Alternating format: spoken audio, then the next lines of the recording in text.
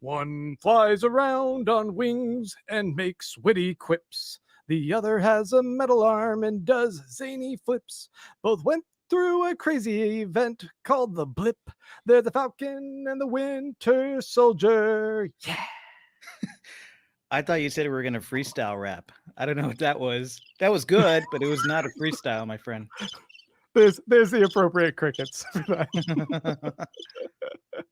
Welcome to the MCU Pod, a companion podcast to the Marvel Cinematic Universe. I'm your host, Grant Davis, and alongside me is your co-host, Mike Moody Garcia. All right, it's my turn to drop a beat. Oh, you got this? You got? Oh, you hear this? Oh shit! What do you got? Yo. I'm gonna embarrass myself.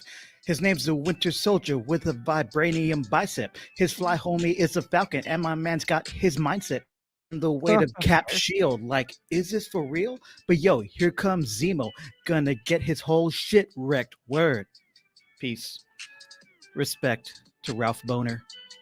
Much love. You know what? There you go. That was wonderful. We're gonna kick it freestyle. Okay, I'll come up with a rap. And I don't know what you did, but I did like what you did. That was awesome. Folks, we are 1 week away from the debut of Falcon and the Winter Soldier, and we wanted to just take a little look at the history of the characters, look at that trailer that just came out, and what we're anticipating with this show. Tonight, we are streaming the pod live on YouTube, talking Falcon and the Winter Soldier. And, we're just kind of referencing the movies and trailers and speculating. So I don't really think that we have to give like a proper spoiler warning here for what we're doing. But I mean, we're pretty intuitive, Mike and I. So there's a possibility that we'll just nail it with something. So be warned, I suppose. Before we dive in to discussing the episode, though, Mike, can you tell the folks about this podcast? I can. You can subscribe to MCU Pod. If you're watching us on YouTube, click that subscribe button. And wherever you listen to audio podcasts, subscribe to us on Apple, Spotify.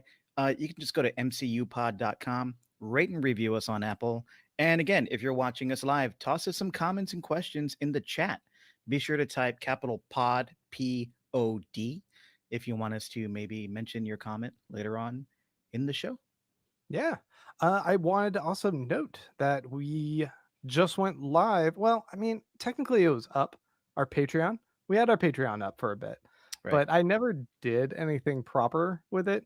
So I finally went ahead and started posting everything. I established the tiers, which are going to be, let's see, I think Defenders is going to be $2 a month. So just $2 a month. If you want to support us, you can be a Defender. If you want to be a Revenger, that's going to be a whopping $5 a month. And if you feel like you want to step it up and you want to be an Avenger, really supporting the show, you can go ahead and do $10 a month.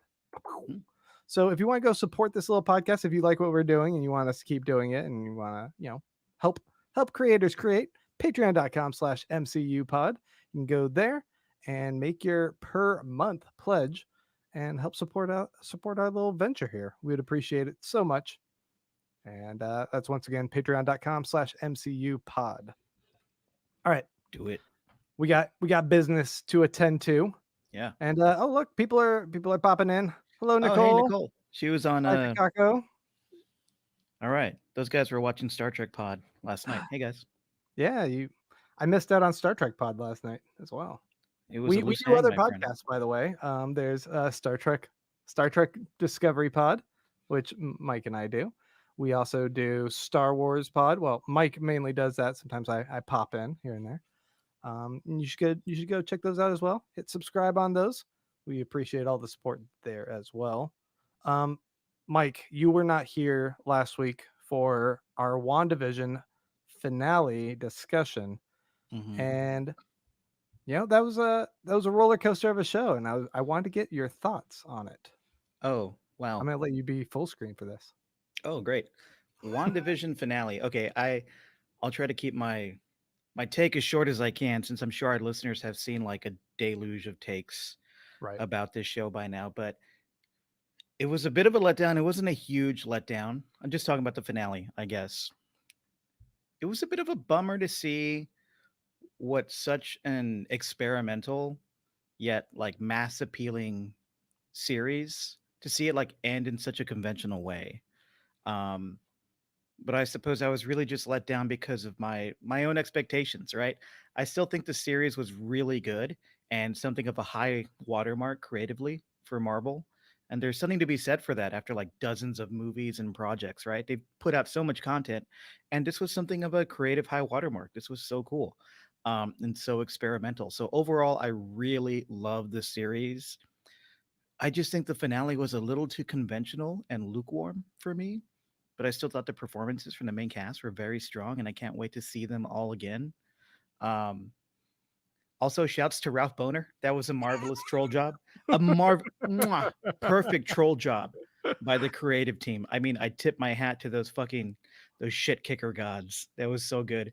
I could just like picture all the fanboys screaming, "It's a boner joke!" I'm like, They and made a boner joke. and you know me, I like a good boner joke, and this was the ultimate. So Yeah, it was pretty hilarious, and I'm right there with you on your take. I think that there was some great moments in that finale, and still sitting with this a week later, I can't help but be a little bit disappointed by some of the decisions they made ultimately, and I yeah, can't also help but wonder if there was some last minute rewrites and grandiose ideas got scrapped yeah, for a conventional ending, I guess. right.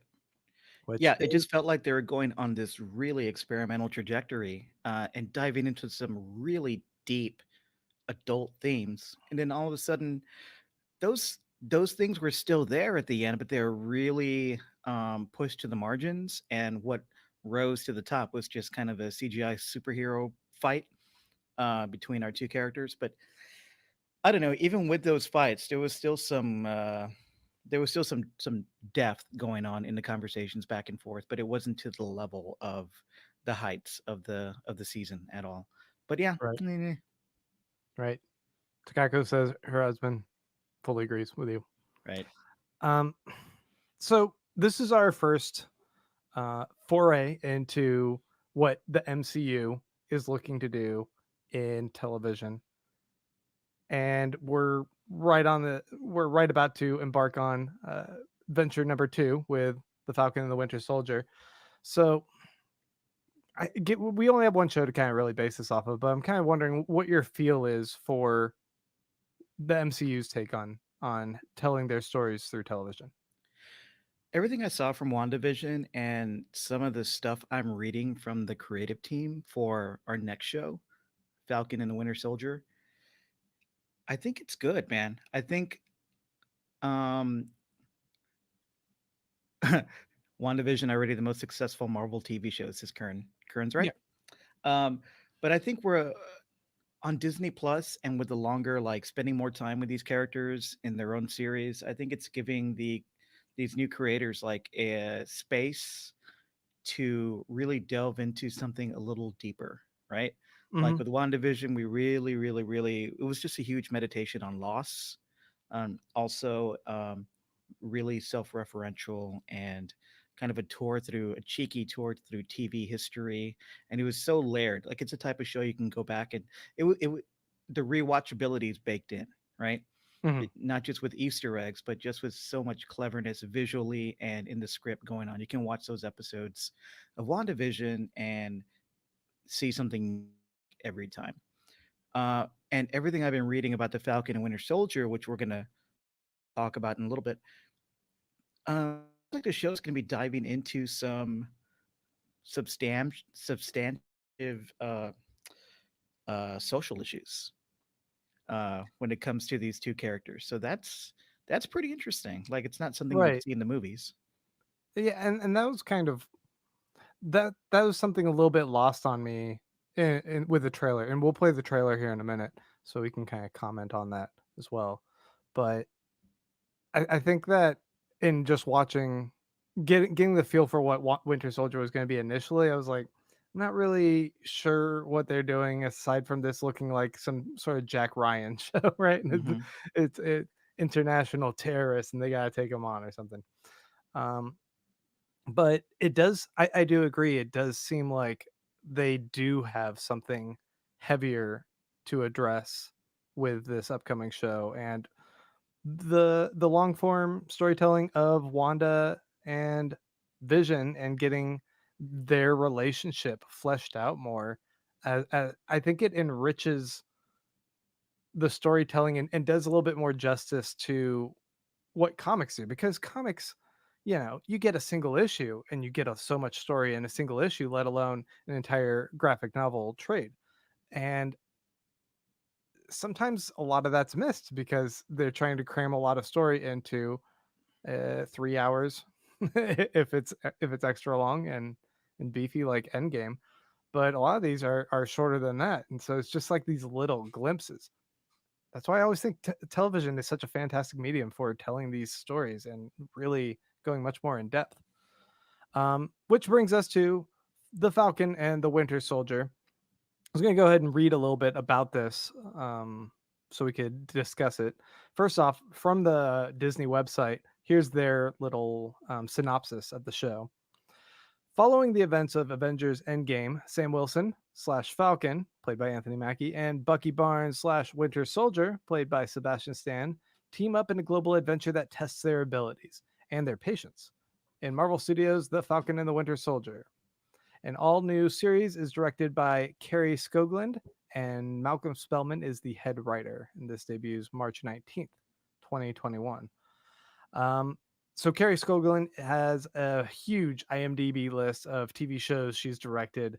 A ton of stuff that caught my eye. Walking Dead, Handmaid's Tale. She was actually she did like a really big arc in Handmaid's Tale. Boardwalk Empire, Punisher, The Americans. Uh, great, great uh, Yeah. list of shows that she's put out. Is Carrie directing the entire season or series? That was my impression. I thought it was pretty similar to Matt Shackman. Hmm. Is Matt Shackman doing all of WandaVision. This is cool because I'm looking at these credits: Walking Dead, Handmaid's Tale, Boardwalk Empire, Punisher, and The American. And sure, there's some action in these shows, but like, especially The American, Punisher, I mean, all these shows, Walking Dead, even the action on these shows is really visceral, right? Mhm. It's meant to kind of make you feel it and make you feel the pain and suffering of the people going through, churning through this violence, right? Right. So it's interesting that we got a director who is more interested in creating these types of action scenes that make you feel unnerved and make it feel real and really show the pain of the characters going um, through this violence, instead of like somebody who would, I mean, earlier you were talking about, oh, this, the trailer makes this show look kind of like the Jack Ryan show on Amazon, right? You know, as Right. opposed to somebody who would direct something like that, which is a little more, rah American, espionage kind of stuff. Yeah. Her choice of projects to work on speaks highly to her taste level and her skill, and very excited about that. I also thought it was of note that as we're looking, this was on IMDb, but Skoglund has spoken out about the glass ceiling for women directors in the film industry. And speaking in particular regarding Handmaid's Tale, she said, "People say they can't find female directors, but the reason for that is there's no access, no entry point. They don't appear overnight. You have to create a space where they can grow and be discovered." And I think that that's important to note because Marvel was getting dinged for this because Hmm. they also have shown they were not hiring a lot of women to be directors. Right. I think Captain Marvel was the first one. And Um, even so, that was a duo, a man and a yeah, woman directed that. Yeah. and you know, clearly they could use doing better on that part. So handing the reins to her, someone who's clearly qualified. I mean, just look at all the shows. It's massive list. Um, it's I'm very excited to see what she can do. Malcolm Spellman, who is the head writer, says he's coming off of the show Empire. He's worked on a few things, but uh, what's interesting is Malcolm Spellman is a is a black writer, and he's hoping to achieve what Black Panther did in making T'Challa an icon for everyone. He says, "I really do believe that these giant black icons are necessary, not only for black kids but for white kids to start to absorb our people as being big and heroic."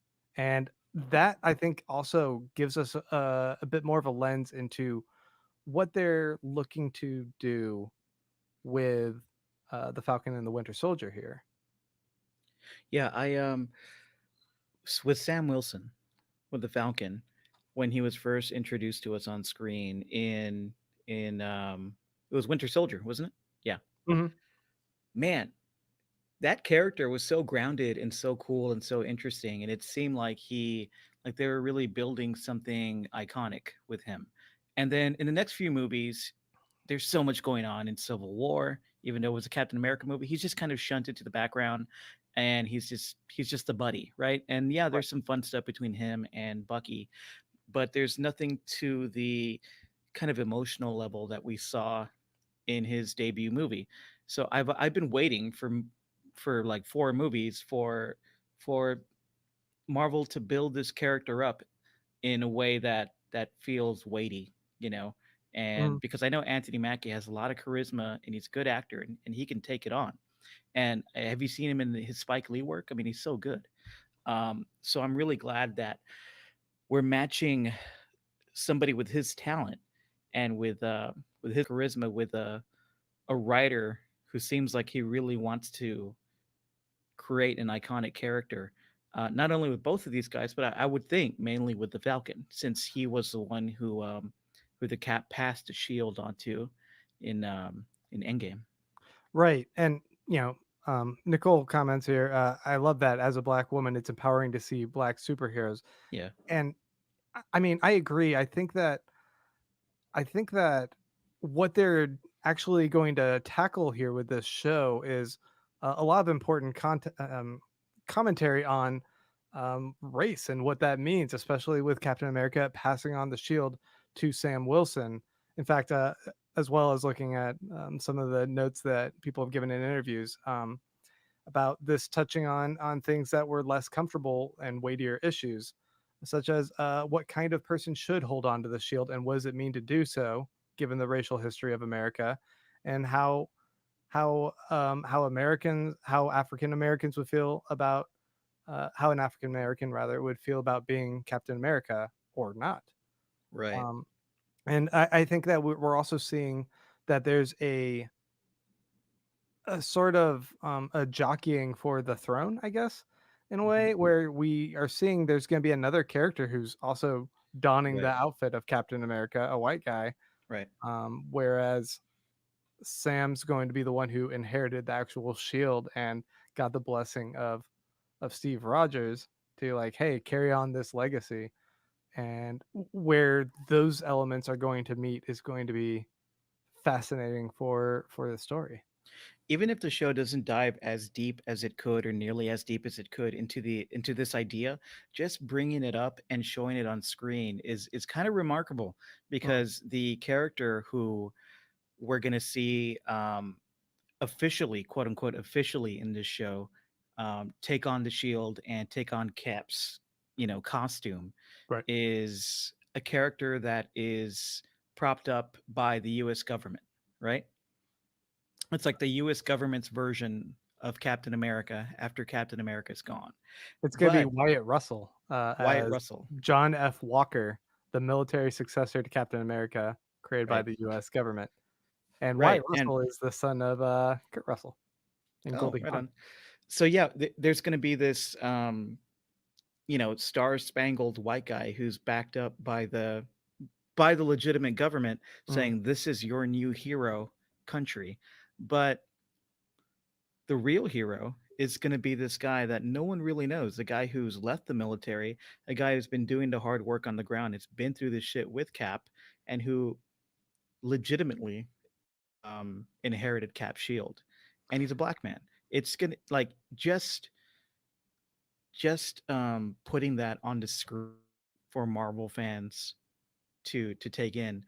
It almost, I don't know, maybe I'm overstating it, but it almost seems like a revolutionary idea, but one that's definitely, it's the time has come, right? Yeah. I I'm I'm curious to see how well they handle it and if Marvel will allow the creatives to, you know, do justice to this, or Right. will they do what they did with WandaVision and mental health and just kind of push it to the side for a witch battle in the sky. Yeah. That's me a little bit bitching about WandaVision's finale. I Um, mean, I'd be happy to see Bucky in a witch outfit. That'd be fun. okay, that would be pretty dope.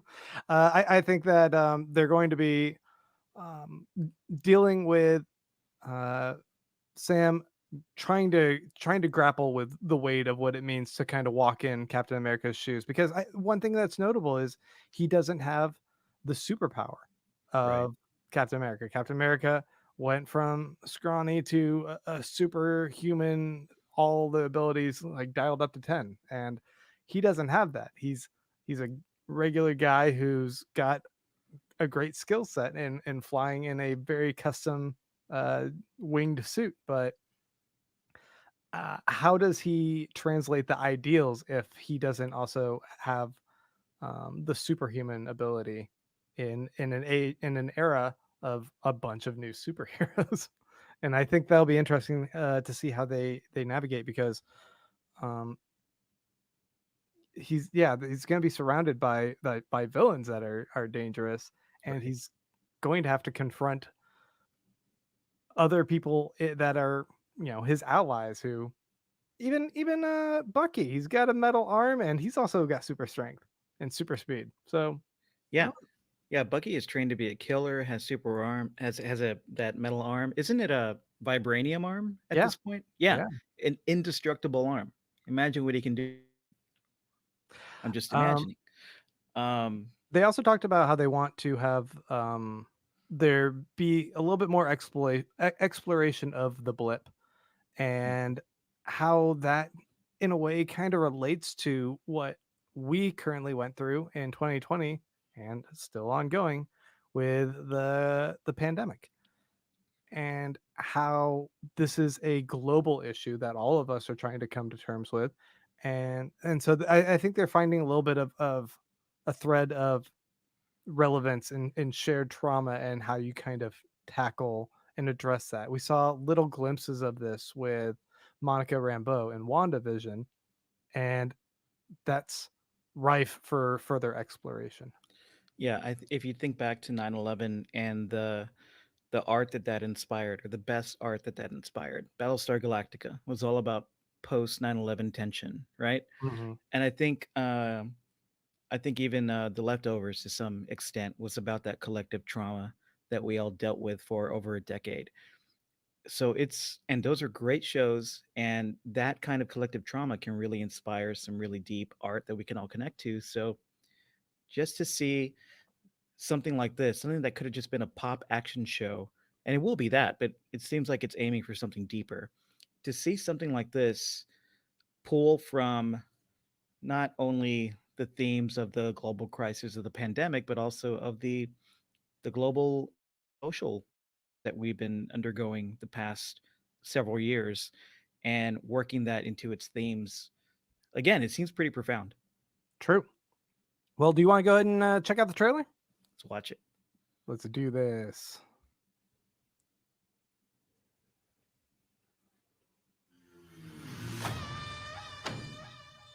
So, who would like to start? Mr. Barnes, why does Sam aggravate you? 15 seconds to drop. So what's our plan? Great.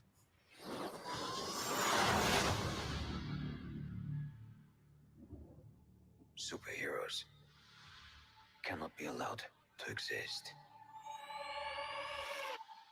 I have no intention to leave my work unfinished.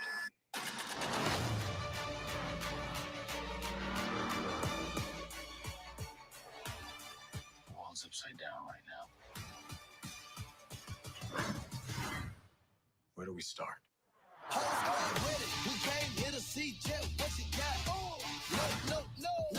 Buck, I have a plan. Oh, yeah? What is it? Here we go again, huh?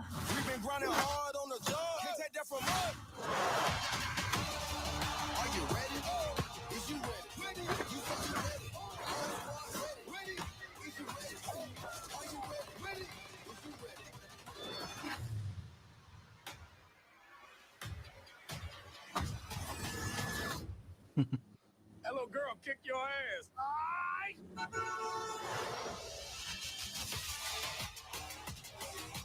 Gotta get that first shot off before that bullet hit me. See? That wasn't so hard. Okay.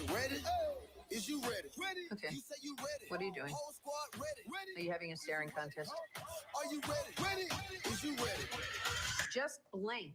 Sweet Jesus. I mean, how old are you? Yes. All right. Yes. That's what I want. That is so much better than the first trailer they put out months ago. Yeah, that looks pretty great. So I guess, do you want to go ahead and go into some snap judgments? Let's do it.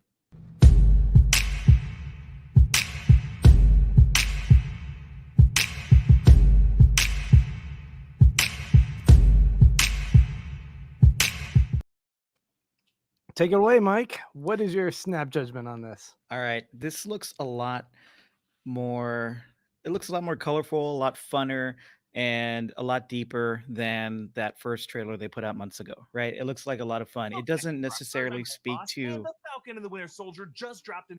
Oh, I think you're playing something. Okay.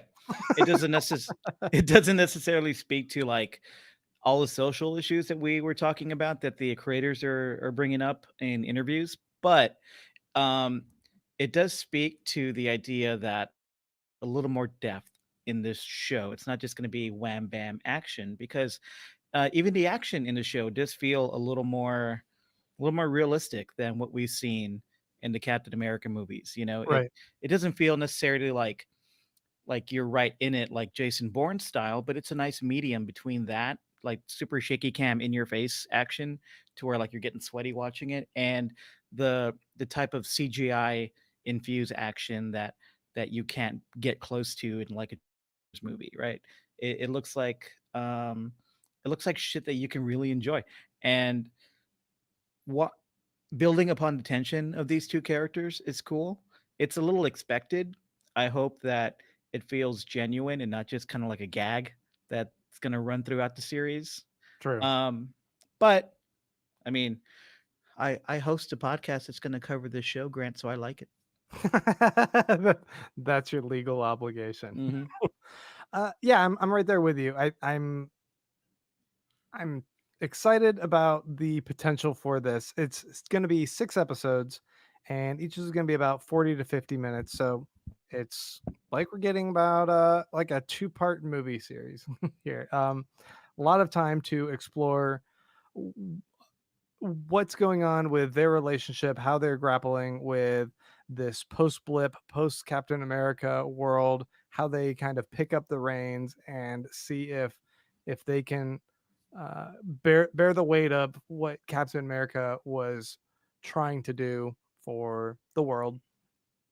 And coming back to some of these villains that we've seen in the past, it's cool to see Baron Zemo there again. It sounds like, although we don't see him in the trailer, that Batroc is gonna uh, come back and make an appearance. He was the guy who was kickboxing in Winter Soldier on top of that ship. Mhm. We're gonna Okay, see him return. I like him. Question about Zemo. Okay. This homie didn't learn his lesson? Like his plan worked in Civil War, but Right. then Black Panther, he fucking killed Black Panther's father, and Mhm. Black Panther, a hero, the one of the strongest superheroes we have, spared him, Right. spared his life. This guy's just, I mean, I I was really surprised when I heard that Zemo was going to be like one of the major villains or the big bad on this show, and that he was going to go full comic Zemo with the mask, and getting full like even pushed even more into superhero comic villain territory Mhm. because what we saw from Daniel Bruhl in the movie seemed so realistic, right? It was the guy who was really going through pain and was really traumatized. And by the end of it, you almost felt as if he realized he was wrong in what he was trying to do. But because of the tragedy he went through and the trauma he went through, he had no choice but to do it, right? But just to see him in the trailer and in the log lines here being the big bad that he is in the show, it's kind of surprising. I agree, except that I feel like we didn't necessarily get more resolution than what we, the viewer, projected onto that situation Yeah, of Zemo and Black Panther. Black Panther did the noble and heroic thing of actually offering forgiveness and a path to redemption for Daniel Bruhl's Zemo character. But we don't see that he actually accepts that.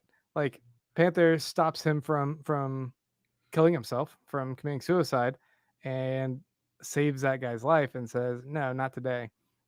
But that if this guy has been driven to such maniacal depth as to orchestrate everything that he did in Civil War to put those two um, ideologies at war against each other in the superhero realm, then maybe he's too far gone for even a moment like that to really seep in with him.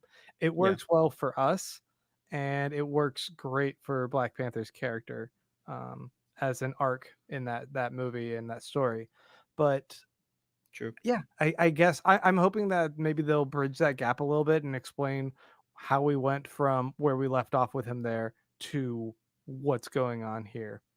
And I wonder if there is some larger element of, it's like, hey, maybe I tried to make peace with this, but once again, the superheroes fucked up my life because they were culpable for what happened with the blip, right? Mm, I wonder if right, that is right. instrumental in this guy just Yeah. being driven once again to be like, I try to look the other way, but you guys caused me to lose my family with Sokovia dropping in Age of Ultron, and then what I did build back up, I lost again. And it could be, losing family twice or losing anything that he cares about twice. That And that's a really good point. Maybe the Sokovia Accords were not a bad idea, Grant.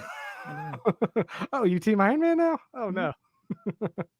um, yeah. So seeing Emily Van Camp returns as Sharon Carter, Agent 13, and we see her immediately beating some people's asses in an alleyway. That's a pretty exciting scene. It'll be nice to see her return and team up with those guys again. I like seeing her cameos, and I think there's a lot to continue to mine from those storylines. Kern says, I'm excited for them bringing Sharon Carter back to carry the family legacy we saw with Peggy Carter. I love Emily Van Camp's prior appearances too. Yeah, that's what I'm saying. Yeah, I think we're all big fans of Emily Van Camp and Hmm. Sharon Carter, and not just for carrying on that legacy, but she has her. She's also like Sam. She's a hero, but she doesn't have powers. Right. Yeah, And I think that'll be a good dynamic for them to kind of play off of. There is an interesting character in this, played by Aaron Kellyman. It's Carly Morgenthau, also known as Flag Smasher. This is the woman you see take and pull down this black mask that's got like a red handprint stripe going across it hmm before apparently beating up Winter Soldier, to which makes Falcon make a uh, semi misogynist joke of, oh, yeah, you got beat up by a little girl there. right. um, but this is like a really small potatoes character in in the comics as far as I can tell. And it was, this is gender bent because it was initially Carl Morgenthau, but they're saying it's Carly Morgenthau. And it sounds almost like what they're doing is they're having this group called Flag Smashers who are fighting against nationalism, national pride, I don't know if this is like like an extremist Antifa kind of take they're doing, where Hmm, they're having someone who will rally against what um the John F. Walker successor to Captain America's like jingoist uh right. take on this superhero is. Yeah. Maybe it's a rebellion of that, but that is still a terrorist unit in its own regard that Sam Wilson and Bucky have to kind of confront. I don't That's know. interesting because you on one hand you have the Flag Smashers group, which is seems to be portrayed as a terrorist group, which who knows what their agenda is really in this Right. series. And then you have the jingoistic government approved version of Captain America Part 2, who seemingly is going to have some kind of agenda going on too, on the other political ideology, perhaps. And then in the middle, you have Falcon and Winter Soldier trying to suss it all out. And I guess this show's saying extremes are bad. Yeah, I guess that's my other question for you here. Like, what do you think the overall goal is? What are they aiming for with this storyline? Is it too early for us to really even tell? I think so. I mean, we can project and predict. I just think about what Captain America always meant to me in the MCU movies, and Captain America always meant for fighting on the side of right, even if that meant seeming wrong, right? Right. Yeah. Right. So I think if these guys are truly trying to stay true to Cap and to the Shield and that legacy, no matter where the world or what large entity is trying to pull them, Mm, they're always going to do their due diligence and try to find out the truth, bring that truth to light, and fight for it. Um, so I think that's what we're going to see, and they're going to use their skills to figure that out and to do that. So it might really just be a theme of thinking for yourself and figuring things out yourself, and not trying to be swayed by one culture or another. But that's kind of projecting a lot, isn't it? Yeah. maybe. I mean, I'm not really sure exactly where they're going to go with this. One thing I am interested in particular is how this will play into the MCU at large and if this will spin off into anything else because like looking at the upcoming calendar, I'm not sure where Bucky and Winter Soldier fit in the future. Like not for a little bit. Like Yeah. maybe they're going to play into Captain Marvel a little bit, but everything else seems to be like shipping off to space. That's true, but isn't there another series on the slate with Don Cheadle about the armored Oh, is there? homies? Yeah, yeah, Okay. yeah. I don't know about that. I know like there's gonna be Loki. Then there's Shang-Chi and What If, Eternals. Like all of those Yeah, I'm like, not really." there's a MCU series called Armor Wars that Uh Kevin Feige announced back at the Disney Investor Day. okay. Um, yeah, but that's not going to be out till 2022, and it's going to lead into Secret Invasion, the Secret Invasion series. Right. Yeah, Okay. so yeah, we're going to get like yeah, Cheadle is connected to that, but I don't think he is the And main he's gonna be character. in this He's apparently, going to at be in least in this a too. cameo Yeah. capacity. Yeah, so we'll probably see these guys again in Armor Wars and then later on in the Secret Invasion TV show. Maybe they're just shunting these guys to TV, which at this point is cool. I mean, Maybe we'll they'll get to get a spend more second time with season them. of this Yeah, if if there's nothing else. yeah. But there's like that in Hawkeye. I guess you can see, or at least there was plenty of speculation, I should say, about how WandaVision was going to play out into the upcoming slate of films. You're like, oh, okay, they're gonna totally do something with her tapping into the multiverse. Here Or come the but X-Men. No, it's Boner. I mean, mainly what we end up getting at the end of WandaVision is her more in tune with the astral plane and becoming a a very proficient sorceress akin to Doctor Strange. Mm-hmm. So that'll be. Oh, speaking of which, I have another little trailer to play here, which is not a trailer, but it's a little clip from the show that I want to Okay. pop in here. So let's get a sample of some banter. Oh, I don't trust Red Wing. Hold on a minute. You don't have to trust Red Wing. But I'm going to go see if he's right. I have a feeling they might be a part of the big three. What big three? The big three. What big three? Androids, aliens, and wizards. That's not a thing. That's definitely a thing. No, it's not. Every time we fight one of the three. So who are you fighting now, Gandalf? How do you know about Gandalf? I read The Hobbit in 1937 when it first came out. So you see my point? No, I don't. There are no wizards. Doctor Strange is a sorcerer. A sorcerer is a wizard without a hat. Think about it, right? I'm right. I just came up with that. It's crazy. But that's not the point. These guys aren't magical. All right? They use brute force just like you. The incredibly annoying guy in front of me with the staring problem. I'm coming with you. No, you're not. Right. Anthony Mackie, dude, like he has the charisma, man. He can sell it. I don't think he's been given the big role and the spotlight that he deserves, and I think that's why there's a contingent of fandom out there that says, "Oh, this guy doesn't have it," but I think we're going to see that he has it, man. Yeah. I that back and forth, very funny. I Mm-hmm. there was a particular scene in the earlier trailer that we got where they're going back and forth, and I was just like, I'm not feeling it. Yeah, But maybe yeah. it's just a matter of how someone edited it to fit in the trailer that Mm-hmm. didn't work, and allowing that scene to breathe a little bit more would have sold it a bit.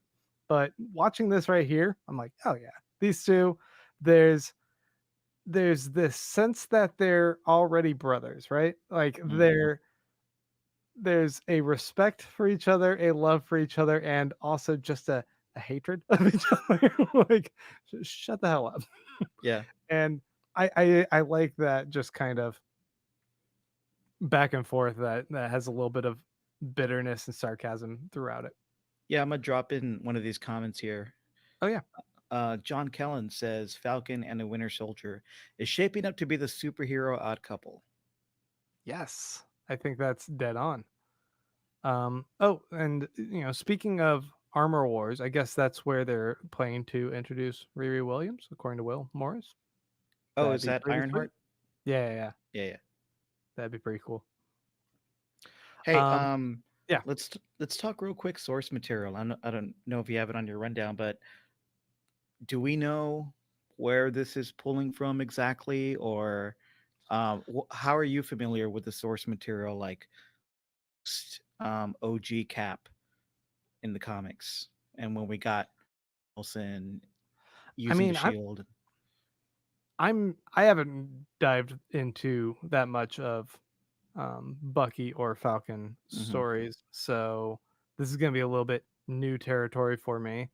Yeah, Aside same. from just getting like kind of brief cliff notes of where storylines went, I Hmm. don't know if they're using so much the model of what they were doing in the comics to immediately tell this story, or if they're just taking it in concept and rolling with their own kind of take on it. Like there's certainly things that WandaVision was also playing off of, but we'll have to have one of our comics expert buddies on to Yeah, really flesh out that stuff. Which Randy's going to be on next week, so I I'm was sure gonna he'll say help us out with that. paging Randy Lander. All right. Yeah, yeah. Yeah. Will this be a one and done? Do you think? Do you think this will just be one season? I don't think so, and I don't think it should be. I mean, there's potential here. If the show catches on, I think it will catch on. You have two stars attached to this, right? Hmm. And like you said, we don't see plans for them to come or lead their own franchise on the big screen within the MCU with these characters. So maybe they are shunting this duo to the small screen, and this can kind of be the hood ornament for Marvel Disney Plus. I think that would be cool. Yeah, this seems like it could be a little bit more of a grounded storytelling of these.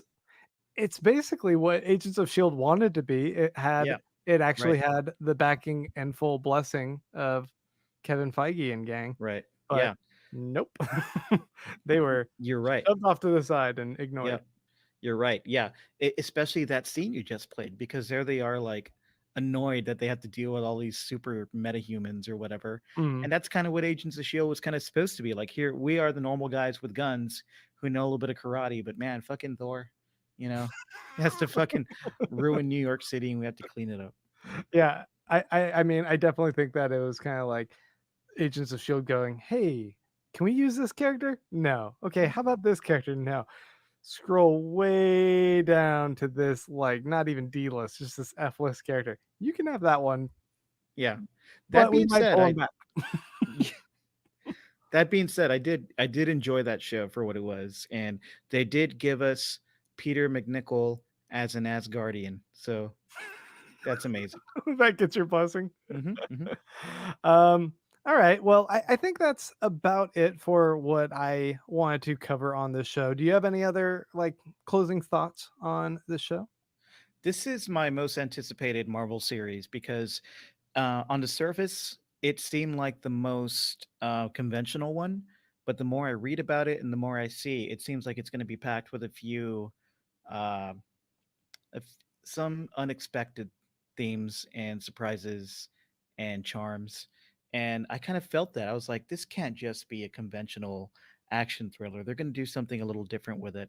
Hmm. There's also the idea that we're going to get some I think our runners have talked about some older MCU characters that we've seen on the fringes of the MCU shows popping up in this, but in a Right. different context.